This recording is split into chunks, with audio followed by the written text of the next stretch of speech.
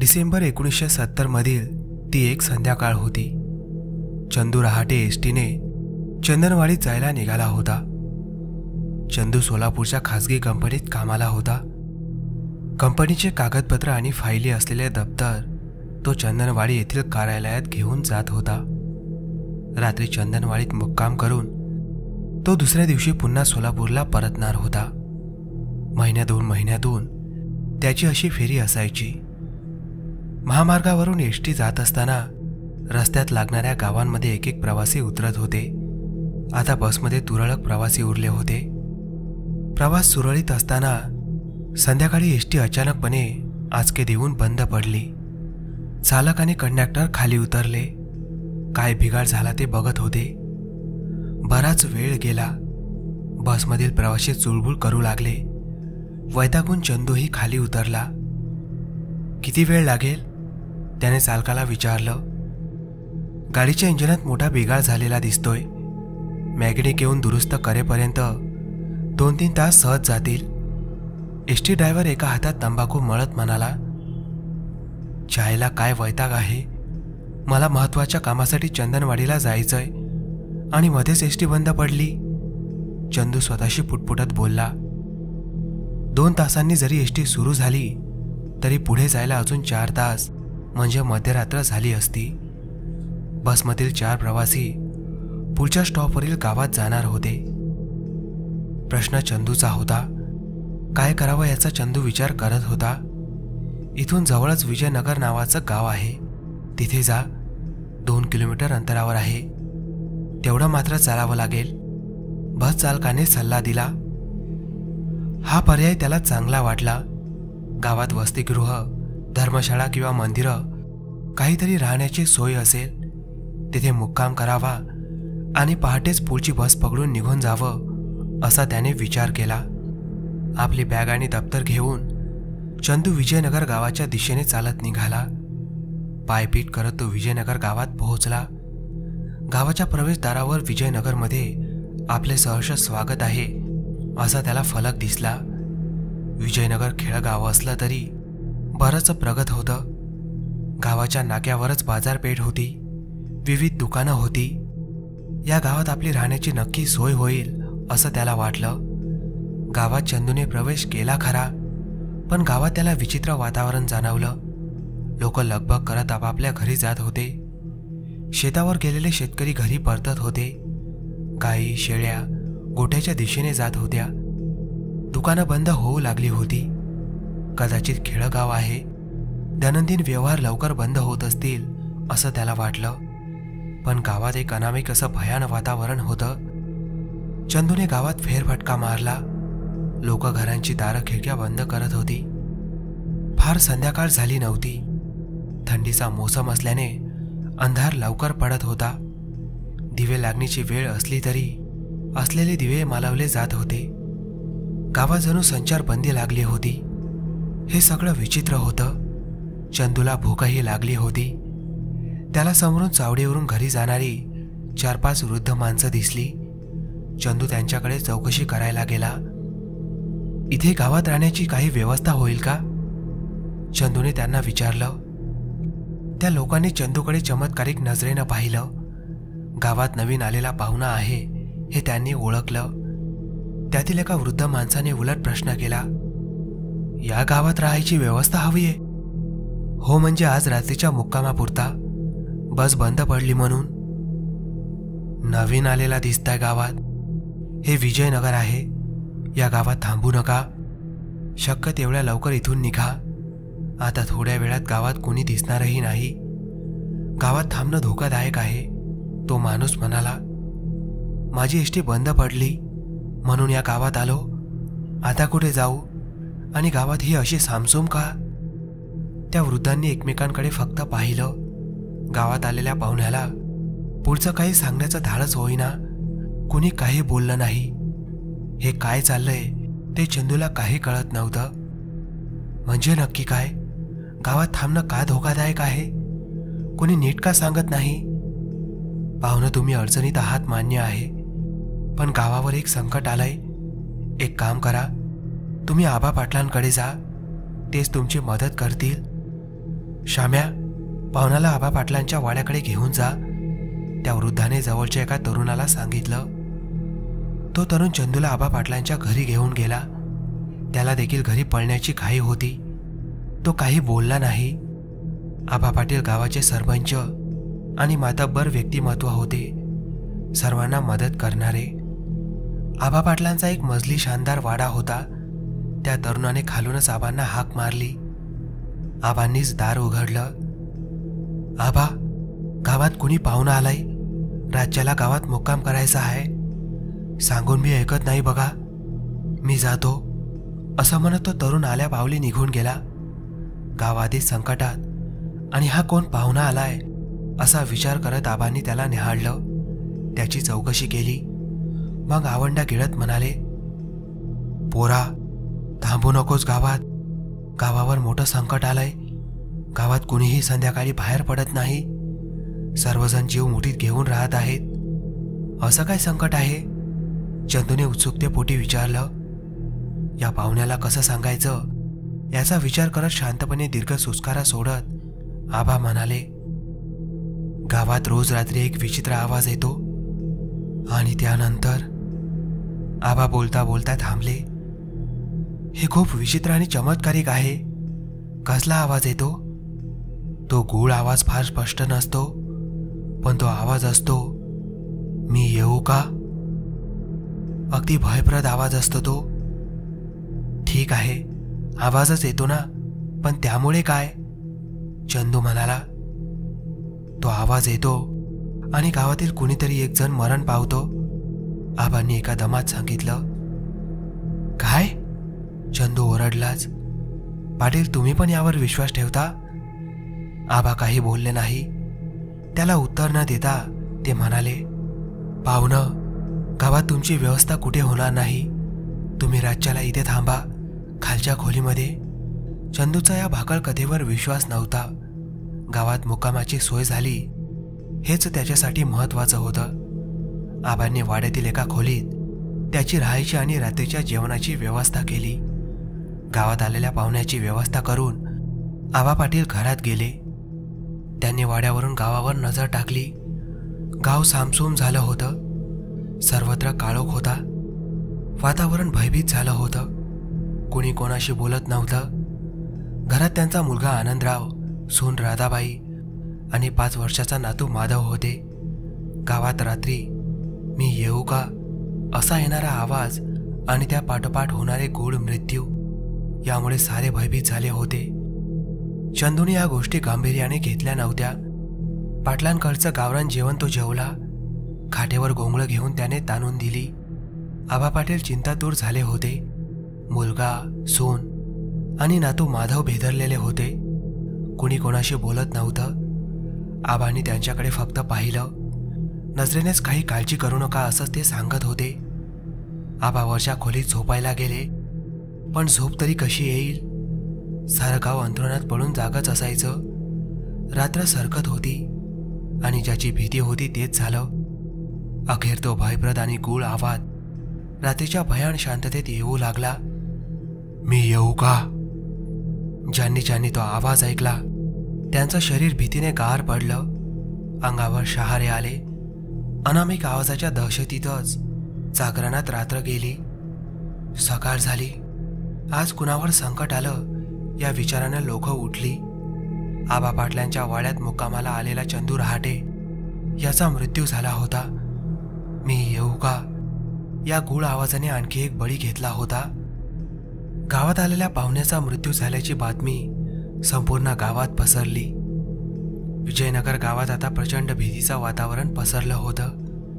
दररोज रात्री गावात ऐकू येणाऱ्या मी येऊ का या गूढ आवाजाने आणखी एक बळी घेतला होता. एसटी चुकल्याने विजयनगर गावात मुक्कामासाठी आलेल्या चंदूचा मृत्यू झाला होता. विशेष मृत्यू हा गावाचे सरपंच आबा पाटील यांच्या घरात झाला होता. चंदू रात्रीच्या वाड्यात मुक्कामाला होता. ग्रामस्थ वाड्याजवळ जमू लागले होते. आबा पाटील खूप अस्वस्थ झाले होते.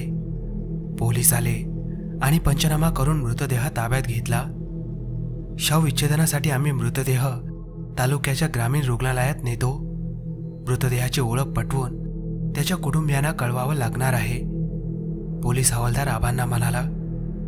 पोलिसांनी सोपस्कार करून मृतदेह नेला.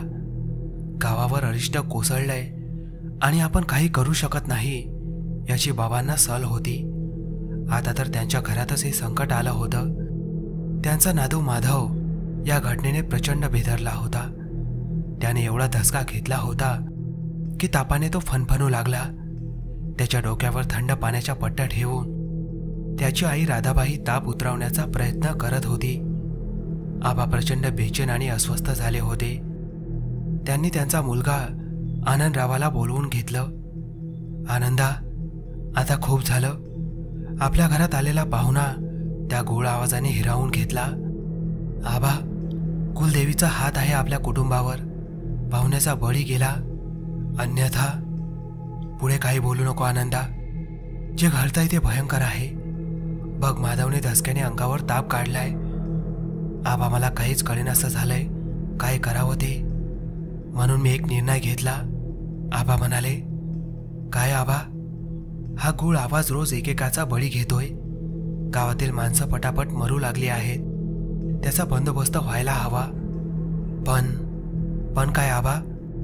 तुम्ही आता जराही गावात थांबायचं नाही. तू, सूनबाई आणि माधवला घेऊन गाव सोड. आजची रात्र देखील थांबू नकोस. आबा, गाव सोडायचंय? हो, इथे थांबणं म्हणजे मृत्यूला आमंत्रण देण्यासारखं आहे. माधवचा विचार कर. बघ, मुंबईला माझा चुलता राहतो. त्याच्याकडे जा. मी त्याच्यासाठी पत्र लिहून देतो. तो व्यवस्था करेल. तू काहीही काम कर, पण मुंबईतच राहा. गावात येऊ नको. नाही आबा, तुम्ही पण चला. वेड्याघात करू नको. मी गाव सोडू शकत नाही. माझ्या गावातील लोकांना अशा संकटात सोडू शकत नाही. एक वेळ मरण पत्करेन, पण गावाला सोडणार नाही. मी पळपुटा नाही. अशा अवस्थेत गावकऱ्यांना सोडून जाण्याचा पाप मी करणार नाही. तुम्ही निघा. मी या गुळ आवाजाचा बंदोबस्त करतो. गावकऱ्यांचं आणखी मरण मी पाहू शकत नाही. आनंदरावाने आबांना समजावण्याचा प्रयत्न केला, पण आबा ऐकायला तयार नव्हते. आबांच्या शब्दापुढे कोणी जात नव्हतं. आनंदरावाने आणि राधाबाईने सामानाची आवराआवर सुरू केली. तापात असलेल्या माधवला सोबत घेतलं. जळंत कर्णाने त्यांनी गाव सोडायची तयारी केली. पण लक्षात ठेव, गावावर कुणाचा कोप आहे माहीत नाही. याचा शेवट काय होईल देवाला ठाव. पण तू पुन्हा कधी या गावात परतायचं नाही. माधवने खूप धसका घेतला आहे. त्याला लांब ठेव. तुला गाव होतं हे विसरून जा. विजयनगरच्या या कटू स्मृती कायमच्या काढून टाक. आबांनी मुलगा आनंदरावाला निक्षून सांगितलं. आनंदराव भावनावत झाले होते. आबांचे शब्द काळजात चर करून जात होते, पण त्यांचाही नाईलाज होता. सतत माधवचा विचार होता. तो गोळ आवाज आला आणि माधवचा बळी गेला तर या कल्पनेने सुद्धा माधवरावाच्या अंगावर शहारे यायचे. आबांनी लहानग्या माधवच्या कपाळावरून हात फिरवला. त्यांचे डोळे पाणावले, पण स्वतःला सावरलं. मुलगा आणि लाडक्या नातूला त्यांनी निरोप दिला. ज्यांना शक्य होतं त्यांनी देखील या दहशतीमुळे गाव सोडलं होतं. 1970 मध्ये आनंदराव, त्याची पत्नी राधाबाई आणि लहानग्या माधवने विजयनगर सोडलं. त्या रात्री पुन्हा तो गूळ आवाज आला. मी येऊ का? त्यानंतर सकाळी गावातील जनाबाई नावाच्या महिलेचा मृत्यू झाला होता. रोज रात्री येणाऱ्या त्या गूळ आवाजाची प्रचंड दहशत होती. त्या आवाजाच्या अनेक शक्यता ग्रामस्थ वर्तवत होते. हा आवाज गावाच्या वेशीवर असणाऱ्या राघोबाच्या वाडीतून यायचा. कोणी म्हणायचं तिथं भूत आहे, कोणी म्हणायचं राक्षस आहे, पण नेमकं काय आहे ते कुणाला माहीत नव्हतं. रात्री आवाज आला की दुसऱ्या दिवशी सकाळी कुणाचा तरी मृत्यू व्हायचा. आपला मुलगा गाव सोडून गेल्याने आबा आतून दुःखी झाले होते, पण मुलगा सुरक्षित आहे याचंच त्यांना समाधान होतं. त्या गूळ आवाजाची दहशत आणि गावात होणारे मृत्यू यामुळे गावात कमालीची दहशत पसरली होती. यावर तोडगा काढण्यासाठी आबाने गावात सभा लावली. सभेला सारे ग्रामस्थ जमा झाले होते. या गूळ आवाजापासून मुक्तता कशी मिळवायची यावर खल सुरू होता. देवीचा प्रकोप झाला आहे, गावावर करणी केली आहे.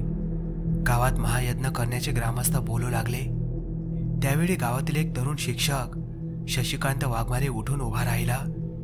आपण यापूर्वी काही पूजापाठ कमी केल्या का? तेवढं करून चालणार नाही. या गोळ आवाजाचा शोध घ्यायचा.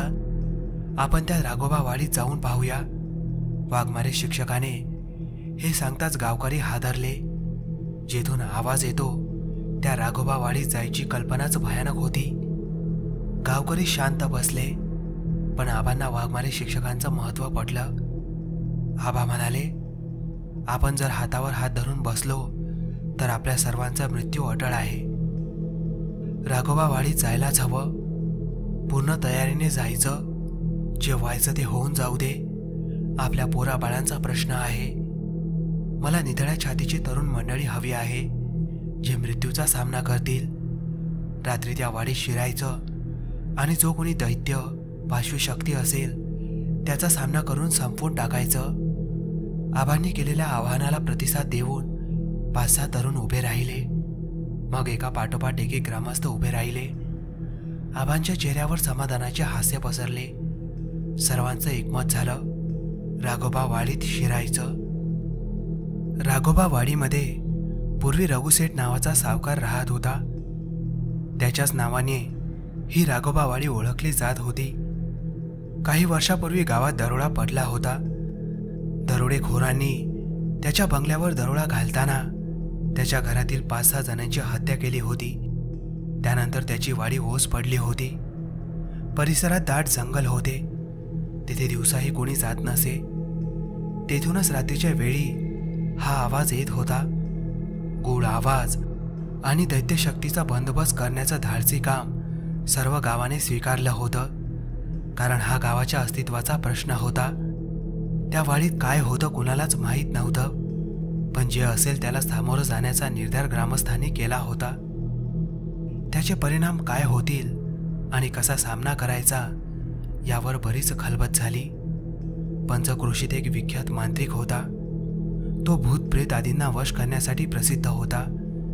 त्याला मोठी बिदागी देऊन गावात आणण्यात आलं. सर्व प्रकारची तयारी करण्यात आली होती. त्या निर्णायक सामन्याची रात्र उजाडली. गावातील काही तरुण मंडळी जमा झाली. हातात मशाली, भाले, कुऱ्हाडी, कोयते आदी शस्त्र घेऊन गावकरी जमले. आबा पाटलांनी जमलेल्या जमावाला उद्देशून सांगितलं, काही झालं तरी आज त्या अघोरी शक्तीचा निकाल लावून टाकायचा, नाहीतर गावातील एकही जिवंत राहणार नाही. होय आबा, प्राण गेला तरी बेहत्तर. आम्ही या संकटाचा आज सोक्ष लावूनच परत येऊ. तरुणांनी मोठ्या निर्धारानं सांगितलं. निधड्या छातीचे 20-25 तरुण हळूहळू राघोबा वाडीत शिरले. बाकीचे वाडीभोवती दबा धरून बसले. रात्रीच्या त्या नीरव पण भयान शांततेत हिंमत करून तरुणांचा जमाव पुढे जात होता. पाचोळ्यांचा, झाडांच्या पाण्याचा आवाज येत होता. काही अंतर गेल्यावर अचानक समोरचं दृश्य बघून जमाव जागच्या जागी खिळलं. ते दृश्य भयानक होतं. एका झाडावर एक विचित्र पक्षी होता. त्याचं डोकं माणसाच्या आकाराचं होतं, पण माणूस नाही तर भयानक माणूस. त्याचे डोळे लाल आणि खोल होते. त्याचं दैत्य पक्षाच्या तोंडातून आवाज येऊ लागला, मी येऊ का? हाच तो दैत्य पक्षी. जमावातील एक जण ओरडला. गावातील एका भिल्ल तरुणाने हिंमत करून एक भाला अचूकपणे त्या दैत्य पक्षाच्या दिशेने फेकला. त्याचा तो अणकुचीदार भाला त्या दैत्य पक्षाच्या छातीत जाऊन रुतला. भाला लागताच तो दैत्य पक्षी खाली पडला. रक्त बंबाळ झाला होता. तो निश्चित पडला. सर्वजण त्या दैत्य पक्षाभोवती जमले. आजवर कुणी असा राक्षस कधी पाहिला नव्हता. तो मेल्याची खात्री पडताच त्या दैत्य पक्षाला एका झोळीत टाकलं आणि गावकऱ्यांनी त्यांना गावात आणलं. गाव प्रतीक्षेतच होता. राघोबावाडीत काय होतंय याकडे गावकरी डोळे लावून बसले होते. वाडीत गेलेल्या तरुणांनी मारलेला तो दैत्य पक्षी बघायला सारं गाव जमलं होतं. देह पक्षाचा आणि डोकं माणसाचं असा तो विचित्र पक्षी होता. त्याला उचलायला खूप लोक लागली होती. एवढा तो मोठा आणि अजस्त्र होता. त्या दैत्य पक्षाची अशी प्रेतयात्रा नेताना लोक आनंदाने ओरडत होते. गावातील संकट दूर झालं होतं. या दैत्य पक्षाने आपल्या गावातील अनेकांचे बळी घेतले. याचं कुठलंही अस्तित्व राहता कामा नये. आबांनी सांगितलं. गावाच्या बाहेर असलेल्या ओसाळ जमिनीवर नेऊन त्या राक्षस पक्षाला जाळण्यात आलं. त्याची राख देखील जमिनीत पुरण्यात आली. विजयनगर गावाचं संकट टळलं होतं. त्या रात्रीपासून मी येऊ का असा येणारा गूढ आवाज बंद झाला. गावातील मृत्यू थांबले होते. गावाचं जनजीवन पूर्वपदावर येऊ लागलं. ज्या लोकांनी भीतीपुढे गाव सोडलं ते गावात परतू लागले. या संकटातून सोडवल्याबद्दल कुलदेवीसाठी मोठी पूजा करण्यात आली. गावात पूर्वीसारखं चैतन्य पसरलं. भीती हळूहळू कमी झाली होती. आबा पाटलांचे कुटुंब मुंबईला स्थायिक झालं होतं. मुलगा आनंदराव, सून राधाबाई आणि नातू माधव कायमस्वरूपी गाव सोडून गेले होते. माधवने जो या प्रकरणाचा धसका घेतला होता त्यामुळे त्याला पुन्हा गावात आणलं नाही. आनंदराव आणि राधाबाई आबांना भेटायला येत असत. आबा पाटील गावात एकटेच राहिले. कालांतराने वार्धक्याने त्यांनी जगाचा निरोप घेतला. मुंबईला राहायला गेलेले आनंदराव आणि पत्नी राधाबाई आणि त्यांचा मुलगा माधव बरोबर स्थिरावले होते. विजयनगरमध्ये गुळ आवाजाचं संकट दूर झालं असलं तरी लहान्या माधवच्या मनात बसलेली भीती गेली नव्हती. रात्री बेरात्री तो झोपेतून उठायचा, किंचळायचा. त्याने या गोष्टीचा प्रचंड धसका घेतला होता. तेव्हापासून कुणी गावात गेलं नव्हतं. विजयनगर सोडून आलेल्या आनंदरावांची मुंबईतील संसाराची घडी नीट बसली होती. ते खाजगी कंपनीत नोकरीला लागले. माधव आता शाळेत जाऊ लागला होता. सारं काही व्यवस्थित सुरू होतं. माधव मोठा होत होता. 1998 मध्ये माधवचं लग्न झालं. 2000 मध्ये त्याला विक्रांत नावाचा मुलगा झाला. काळ भरभर पुढे सरकत होता. शहरी वातावरणात राहिलेला विक्रांत आता मोठा झाला होता. माधवने त्याला लाडात वाढवलं. सगळे हट्ट पुरवत गेला. मात्र त्याची एक इच्छा पूर्ण केली नाही.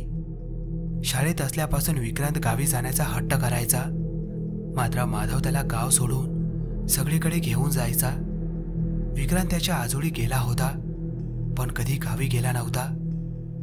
अनेकदा तो गावी जाण्याचा हट्ट करायचा पण सर्व त्याला टाळत होते. त्याच्या आजोबा आनंदराव त्याला गावाकडच्या चांगल्या गोष्टी सांगायचे. आई बाबा गावी का नेत नाही हे त्याला कळत नव्हतं. 2021चा साल. विक्रांत आता 21 वर्षाचा झाला होता. विज्ञान शाखेतून पदवीधर झाला होता. पुढचं शिक्षण घेत होता. एकदा विक्रांतने आजोबा आनंदराव यांच्याकडे गावी जाण्याचा हट्ट केला. आजोबा, माझे सर्व मित्र मैत्रिणी गावी जाऊन किती मजा करतात. मला मात्र कधीच गावी नेत नाही. आपलं गाव किती चांगलं आहे ते तुम्ही सांगता ना. मग आई बाबा मला गावी का नेत नाही. गावाचा विषय काढला की बाबा विषय का टाळतात. विक्रांतने आजोबाकडे प्रश्नांची सरबत्तीच केली. हे खरं होतं. विक्रांत लहान असल्यापासून त्याच्या आई वडिलांनी कधीच विजयनगरबद्दल काहीच सांगितलं नव्हतं. त्याला गावाला देखील नेलं नव्हतं. आता मात्र आजोबा आनंदरावांचा नाईलाज झाला. त्यांनी विक्रांतला विजयनगरमध्ये काय झालं होतं ते सांगायचं ठरवलं.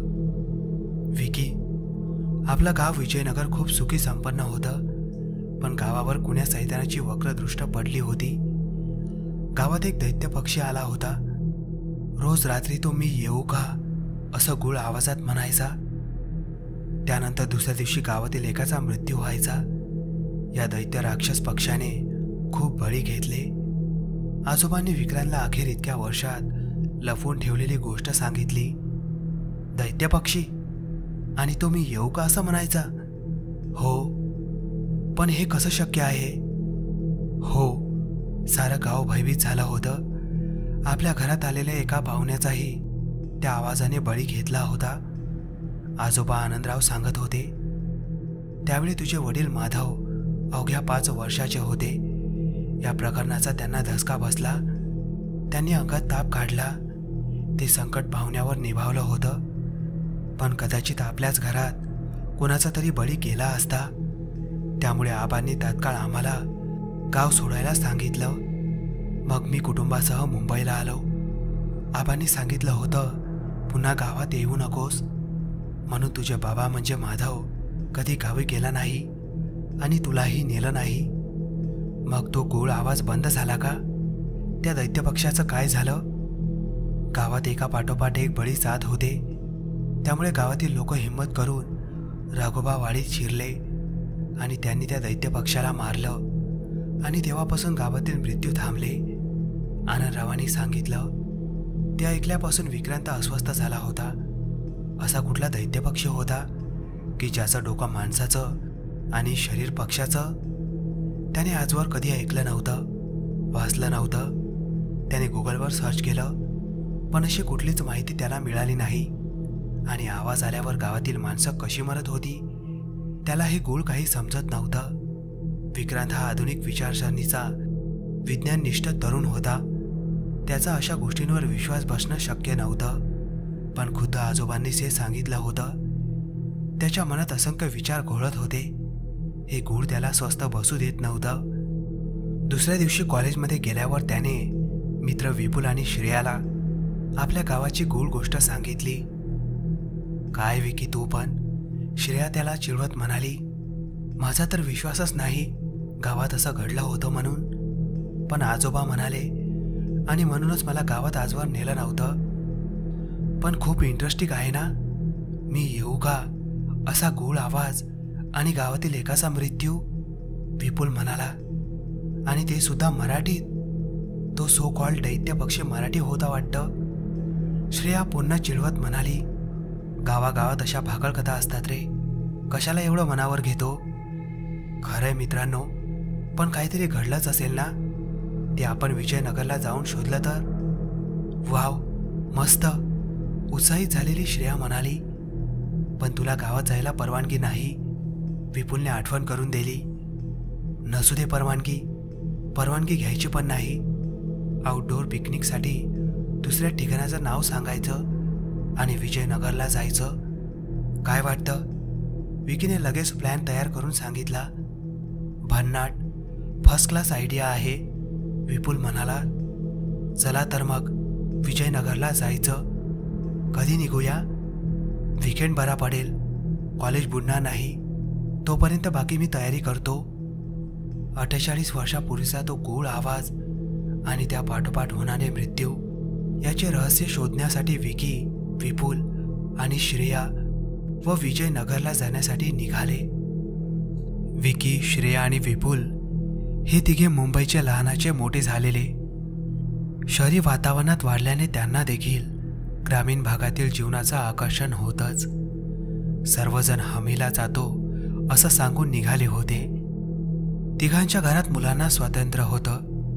मुलं काय करतात यात त्यांच्या घरातील फारसे कुणी ढवळाढवळ करत नव्हते. हे तिघे चांगले मित्र होते आणि सतत कुठे ना कुठे फिरायला जात होते. त्यामुळे त्यांना हम्पीला जायची देखील अडचण आली नाही. अरे हे काय, गाव तर शहरासारखं डेव्हलप झालंय. गावात प्रवेश करताच मोबाईल टावर बघताच श्रेया म्हणाली. बरं आहे ना, नेटवर्कचं टेन्शन नाही, फुल ऑन वायफाय मिळेल, विपुल म्हणाला. निसर्गाचा आनंद घे की जरा, गावात आलोय, श्रेया म्हणाली. आपण मिशनवर आहोत ना, आपल्याला ते मिस्त्री शोधायची आहे. पण पुन्हा तो मी येऊ का असा आवाज आला तर? विपुल म्हणाला. गप्रे, तुला सारखी मस्करी सुचत असते, श्रेया म्हणाली. विपुल आणि श्रेयाच्या गप्पा सुरू होत्या. विक्रांत मात्र आपलं गाव बघण्यात हरवून गेला होता. विजयनगर हे गाव खरोखर बदललं होतं. गावात आधुनिक सुविधा आल्या होत्या, पण गाव मुळातच निसर्गरम्य होतं. बदलत्या काळानुसार गाव बदललं असलं तरी नैसर्गिक सौंदर्य टिकून होतं. गावाच्या वेशीवरून नदी दुथडी भरून वाहत होती. गावातील हिरवाई थंडावा देत होती. वातावरण देखील छान गार होतं. विक्रांत आपल्या जुन्या वाड्यात गेला. हा वाडा आबा पाटलांच्या वाडवडिलांपासून होता. त्याची भव्यता आजही नजरेत भरत होती. त्याचे आजोबा आनंदराव गावी जात नव्हते, तरी वाड्याची देखभाल करण्यासाठी महादूला ठेवलं होतं. तो आपल्या कुटुंबासह वाड्याच्या एका खोलीत राहत होता. पाटलांची शेती सांभाळून त्यांचं उत्पन्न रीतसर आनंदरावांना पोहोचवत होता. महादू मुंबईला अधूनमधून येत असल्याने तो विक्रांतला ओळखत होता. पण बरीच वर्षे महादू पण मुंबईला आला नव्हता. विक्रांत आपल्या 3 मित्रांसह वाड्यात पोहोचला. त्यांना पाहताच महादूला आश्चर्याचा धक्का बसला. छोटे मालक अचानक, तेही गावात? मला लगेच ओळखलं? विक्रांतने विचारलं. मग काय, माधव साहेबाचा लेख कसं विसरणार मी? महादू काका, तुम्हाला माहीत आहे आपल्या घरातील कुणी गावात येत नाही, म्हणून घरी न सांगता आलोय. तुम्ही पण कुणाला सध्या तरी सांगू नका. विक्रांतने आधीच सांगून ठेवलं. पण तुम्ही गावात येणार हे मला आधी कळवलं असतं तर चांगली व्यवस्था केली असती ना. त्याची काही गरज नाही. आम्हाला अशाच गावरान वातावरणाचा फील घ्यायचा आहे. विक्रांतने आपल्या मित्रांची ओळख करून दिली. ख्याली खुशाली विचारून औपचारिक गप्पा झाल्या. दुपारचं जेवण झाल्यावर विक्रांतने आपल्या मित्रासह वाड्यात चक्कर मारली. आपल्या वाडवडिलांचा तो भव्य वाडा पाहताना त्याचा ऊर अभिमानाने भरून येत होता. महादू त्यांना वाडा, त्यातील एक एक दालन दाखवत होता. स्वयंपाकघराच्या एका कोपऱ्यात एक बोगदा होता. महादू, हा बोगदा कसला? हा खूप पुरातन बोगदा आहे. या बोगद्यात गेलेलं कुणी परत येत नाही, त्यामुळे या बोगद्याकडे कुणी फिरकत नाही. महादूने माहिती दिली. चल जाऊन पाहूया का? आपल्या मोबाईलच्या टॉर्चमधून रस्ता काढत विपुल म्हणाला. घाबरे, श्रेया त्याला दटावत म्हणाली. हा बहुतेक गुप्त रस्ता असावा, शत्रूचं आक्रमण झाल्यास पळून जाण्यासाठी. विक्रांतने माहिती पुरवली. इकडच्या तिकडच्या गप्पा झाल्यावर विक्रांतने महादू काकाला विचारलं. काका, पूर्वी गावात मी येऊ का असा गोळ आवाज यायचा, ते खरं आहे का? या अनपेक्षित प्रश्नाने दचकून त्यांनी कानाला हात लावला. पोराविषयी भी काढू नको. मोठं संकट आलं होतं. कुणी करणी करून गावात एक दैत्य पक्षी पाठवला होता. महादूने तेव्हाचा सारा घटनाक्रम मुलांना सांगितला. तुम्ही पाहिलं का त्या दैत्य पक्षाला? मी नाही पाहिलं. माझा तर तेव्हा जन्म पण झाला नव्हता. मग तुम्हाला एवढं कसं काय माहीत? जुन्या लोकांकडून त्या दैत्य पक्षाच्या कथा ऐकत आलोय. महादू काका, आपल्याला अशी व्यक्ती हवी आहे की ज्याने त्या दैत्य पक्षाला पाहिलं. म्हणजे तुझ्या आजोबांच्या वयाची माणसं, श्रेया म्हणाली. हो, तेच आपल्याला सांगू शकतील. गावात काही जुनी लोक आहेत, ते सांगू शकतील. महादू काकांनी माहिती पुरवली. गावात फेरफटका मारून वयस्कर लोकांकडे जाऊन चौकशी करूया, विक्रांतने सांगितलं आणि सर्वजण एक्साइट झाले. विक्रांत, श्रेया आणि विपुल गावात फेरफटका मारत निघाले. तिघेही मित्र बोलण्यात पटाईत होते. लोकांना बोलतं करण्याची त्यांच्याकडे कला होती. त्यांनी अनेकांना विचारलं, पण त्यांना त्या दैत्य पक्षी आणि आवाजाबद्दल तशीच रसरशीत वर्णनं ऐकायला मिळत होती. काय विकी, 10 पेक्षा जास्त लोकांना आपण भेटलो, पण सगळीकडे तीच मसालेदार स्टोरी, श्रेया म्हणाली. मुलांना प्रश्न पडला, आता ते रहस्य कसं शोधून काढायचं ते. जाऊ दे विकी, डोक्याला शॉट नको. 2 दिवस गावात फिरू, मजा करू आणि जाऊ मुंबईत, विपुलने सुचवलं. नाही रे, या सर्व भाकळ कथा असाव्यात, पण काहीतरी घडलं आहे हे निश्चित. त्याचा उलगडा झाल्याशिवाय चैन पडणार नाही. याच गोष्टीमुळे माझे वडील कधी गावाला गेलेले नाहीत. विक्रांत ठाम होता.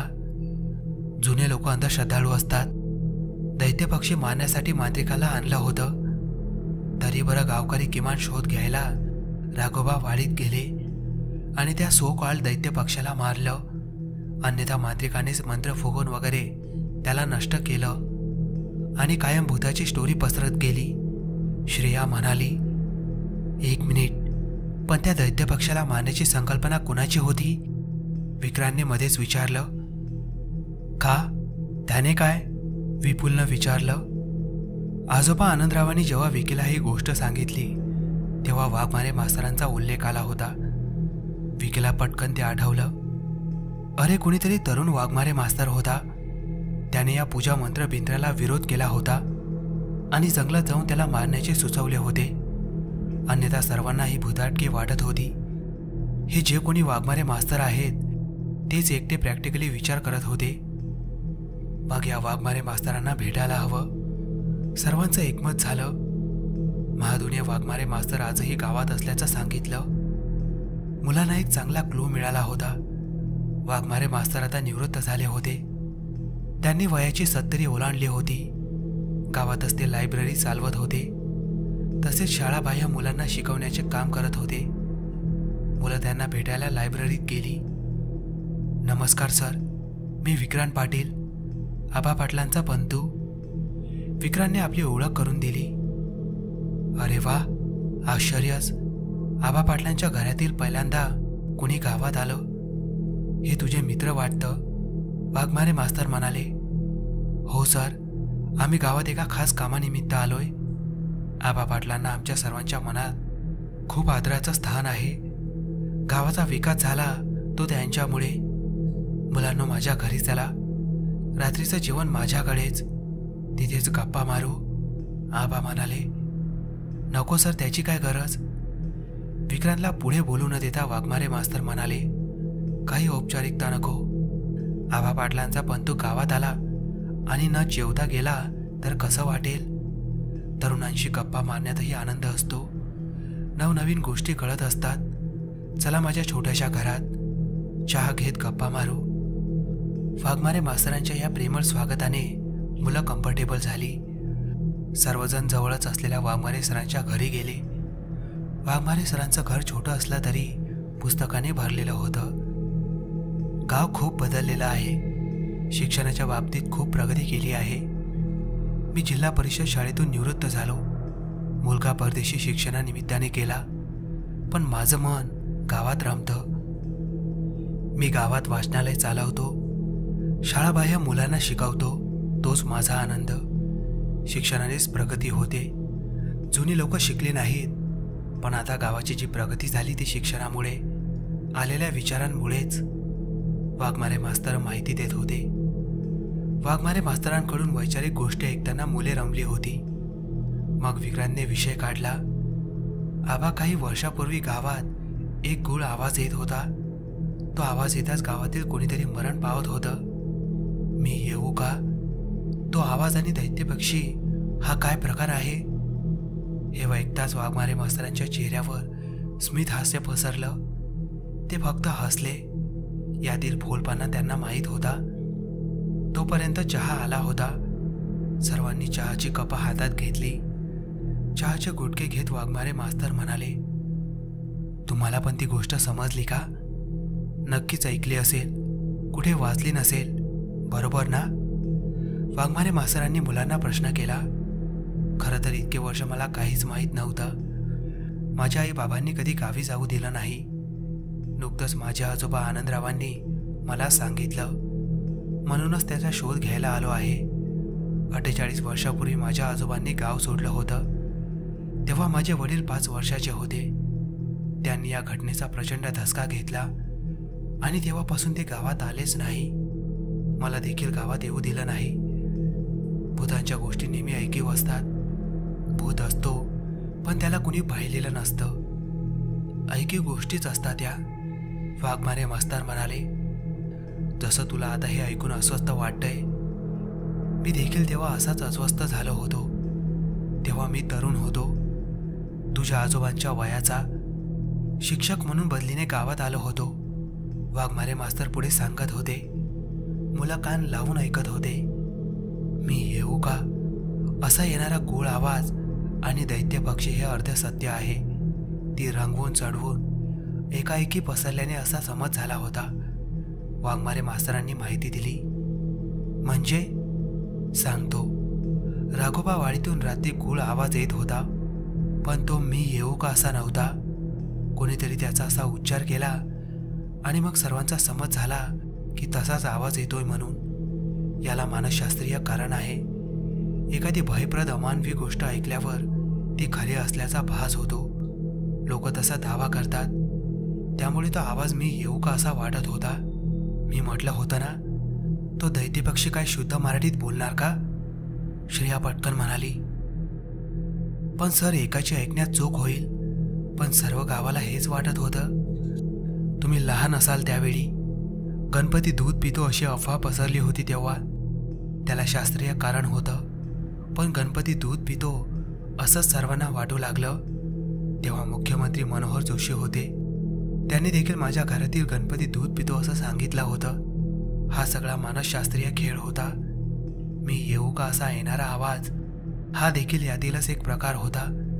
वाघमारे मास्तर म्हणाले, बरोबर सर.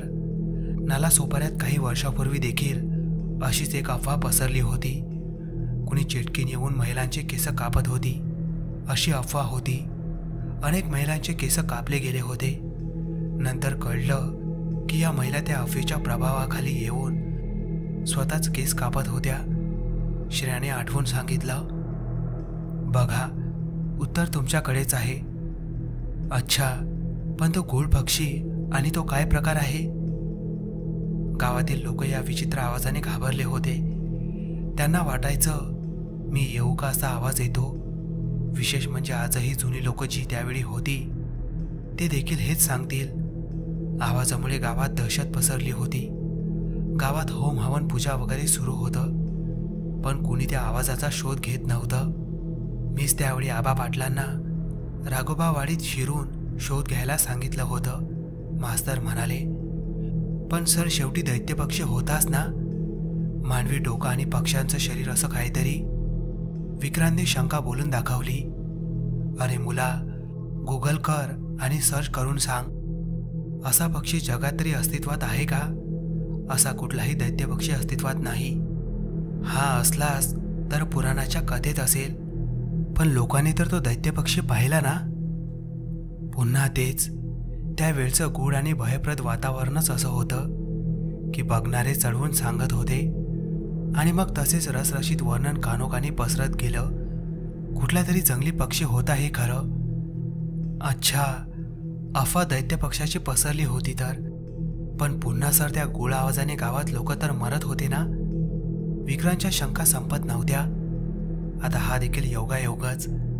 राघोबा वाडीतून येणारा तो गूढ आवाज आणि नंतर गावात होणारे मृत्यू याचा लोकांनी संबंध जोडला होता. त्यावेळी गावात तापाची प्रचंड साथ पसरली होती. उपचार योग्य होत नव्हते. कोणाचा मृत्यू झाला तर या आवाजामुळेच झाला असा समज व्हायचा. कोरोनामुळे नाही का लोक पटापट मरत होती. मास्तरांनी खुलासा केला. विकी, तुझ्या पप्पांना पण तापच भरला होता. विपुलने आठवण करून दिली. सर, आमच्या वाड्यात कुणी चंदू रहाटे नावाचा वाटसरू मुक्कामाला आला होता. त्याचाही आवाजाने मृत्यू झाला. तो तर आजारी नव्हता. हो बरोबर आहे, तो आजारी नव्हता, पण त्याचा एकाएकी मृत्यू झाला होता हे खरं. लोकांना वाटलं की त्याचा मृत्यू या गूढ आवाजानेच झाला आहे. त्याच्या मृत्यूनंतर गावात पोलिस आले. पंचनामा करून मृतदेह शवविच्छेदनासाठी नेला होता. त्याचा अहवाल देखील नंतर मी जाऊन पाहिला. हृदयविकाराच्या झटक्याने झोपेतच त्याचा मृत्यू झाला होता. पण त्या वेळच्या ग्रामस्थांना हे कोण समजावणार? सर्वांना हेच वाटत होतं की त्याचा मृत्यू गूढ आवाजामुळे झाला आहे. अच्छा, तर असा योगायोग होता, मुलं एका सुरात म्हणाली. लोक उगाच घाबरत होते. आजही गावात कुणाचा ना कुणाचा नैसर्गिक मृत्यू होत असतो. फक्त आता गूढ आवाज येत नाही, नाहीतर पुन्हा लोकांनी संदर्भ लावला असता. हो ना सर, मी येऊ का म्हणून विपुल मस्तीत म्हणाला. सर्वजण खळखळून हसले. मी येऊ का या आवाजाचे आणि गावातील गूढ मृत्यूचे कोळे उलगडले होते. थँक्यू सर, तुमच्यामुळे इतक्या वर्षांनी या रहस्याचा उलगडा झाला. कुणी वैज्ञानिक दृष्टिकोनातून याचा आजवर शोध घेतला नाही, म्हणून एका पिढीतून पुढच्या पिढीत मी येऊकाची कथा रंगत रंगत गेली. त्यावेळच्या लोकांची समजून घेण्याची मानसिकताही नव्हती. विक्रांतला खूप रिलॅक्स वाटलं. एक ओझं डोक्यावरून उतरलं. कधी एकदा बाबा आणि आजोबांना हे रहस्याचं कारण सांगतो असं विक्रांतला झालं होतं. मित्रांनो, ही थरारक भयकथा तुम्हाला कशी वाटली कमेंटमध्ये सांगायला विसरू नका. भेटूया लवकरच अशाच एका थरारक भयकथेसोबत.